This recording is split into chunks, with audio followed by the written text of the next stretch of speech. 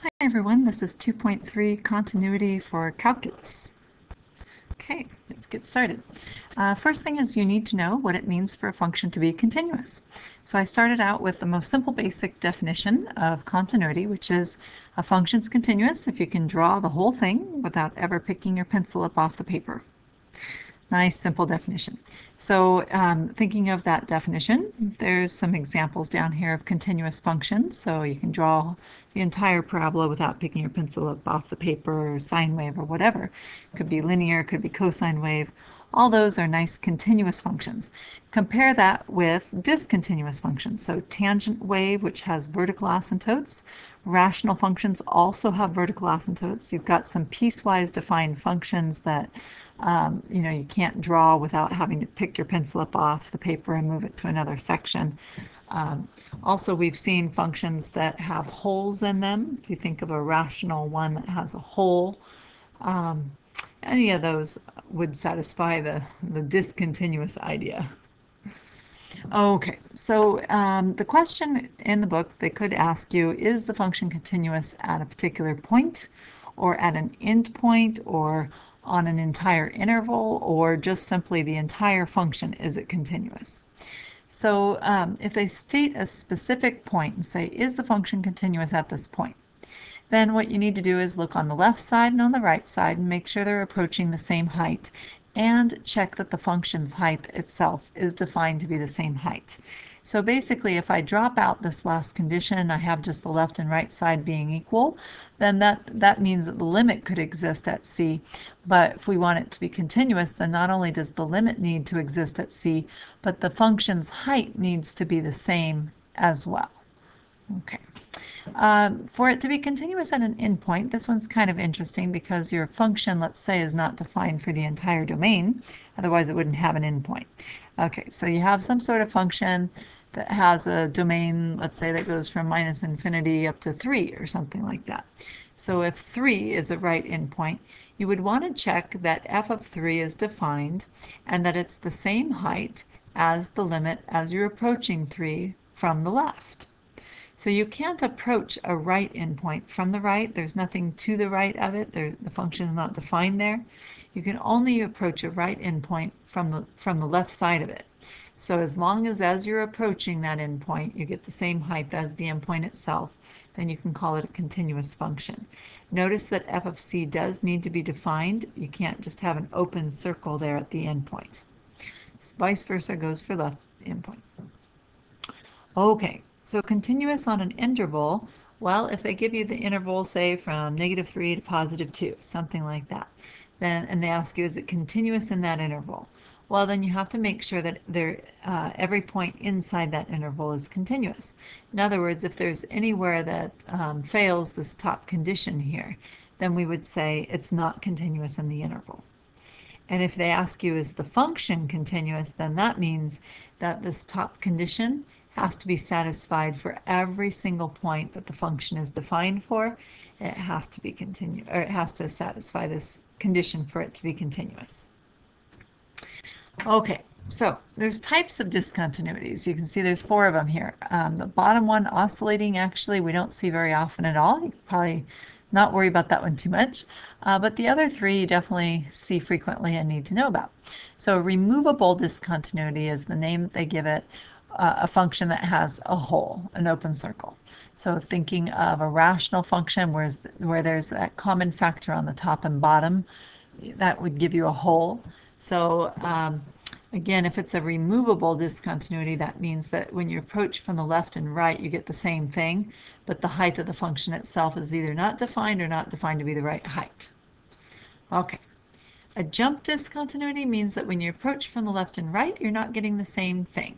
So a quick example of that one that we've seen was the absolute value of x over x, where it's got that split at a height of -1 on the left of the origin and a height of +1 on the right side of the origin. So the limit's not being equal to the left and to the right of the point C. Then we have an infinite discontinuity. An infinite also might not be equal on the left and right, but most importantly is it's going to infinity on one side and minus infinity on the other, which means you're getting a vertical asymptote. Okay, so an infinite discontinuity is what we call a function with a vertical asymptote.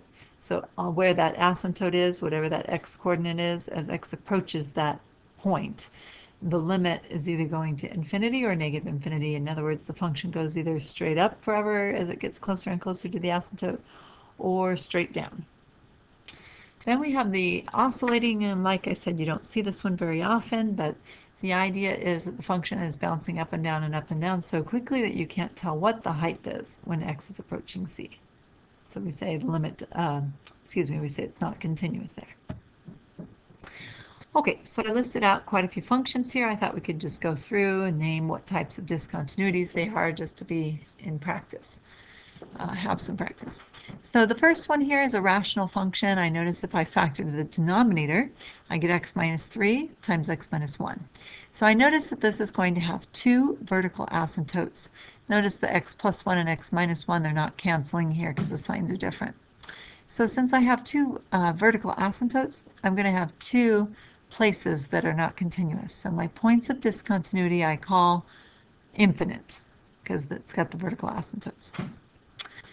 All right, part B. This is going to be a V shape. Okay, in other words, you take your parent graph of the V shape sitting at the origin opening up, and you're going to do a phase shift off to the right by 1. So my V shape is opening up. The vertex of the V is at the point 1, 0. Is it continuous? Can I draw the whole thing without picking my pencil up off the paper? The answer is yes, it's continuous. Okay. For part C, square root function. So again, picturing what the parent graph for y equals root x looks like, basically starting at the origin and moving up into the first quadrant. Well, this one, if I factor 2 out, or root 2 out, let's say I have root 2 out in front, I'd have square root of x plus 3 halves left inside. So x plus 3 halves means that my parent graph has been shifted to the left by 3 halves. The root 2 that we factored out in front, that would just tell me kind of the steepness of my picture, of my function. Okay, so the question is about continuity. Is my square root function continuous? Whether I shift it around or not, is the parent graph even continuous? The answer is yes, it's continuous again. So part B and part C, both of them are continuous functions. You can draw the whole thing without picking your pencil up off the paper. The fact that it has an endpoint, we'd have to check as I'm approaching negative 3 halves from the right. I do get the same height as the function at 3 halves. Okay, part D. Looking at this one, I have a vertical asymptote here at 1, and then I have a removable discontinuity or open circle at negative 2. So again, this one that has an infinite discontinuity, we call that, the vertical asymptote, we call that an infinite discontinuity. This one, open circle. And the last one, this is a jump discontinuity because to the left of the origin, it's got a height of -1, and to the right of the origin, it's got a height of +1. Intermediate value theorem, last thing. Okay, so basically we have to start off knowing that we have a continuous function on a closed interval AB. And if that's the case, then we can say that the function is going to take on every height between whatever f of a is and whatever f of b is. So for my quick example, I have, is any real number exactly 2 more than its cube? So here my number equals 2 more than its cube. So the original number is x, its cubed would be x cubed, 2 more than that. Hopefully that makes sense. So the question is, will x ever equal 2 plus x cubed? So what I did was I moved everything to one side of the problem so it equaled 0, and then I basically graphed this cubic. So I graphed y equals instead of 0 equals. So graph y equals the cubic, this is what I thought, but I'm actually trying to figure out when y is 0. So looking at my picture, when y is 0 right here, looks like it's going to have an answer somewhere between x being -1 and x being -2. But I went ahead and plugged in -2, saw that I got a negative y coordinate. Here I am down here at -4. And when x is -1, I plugged it in, and I got a height of +2. So the fact that it's continuous and the fact that it crosses from a negative number to a positive number in that interval tells me that it must be 0 somewhere in there. Okay, and that was our question. We originally said we were trying to figure out when it was equal to 0. Okay. Let's see. Guess we'll just move on.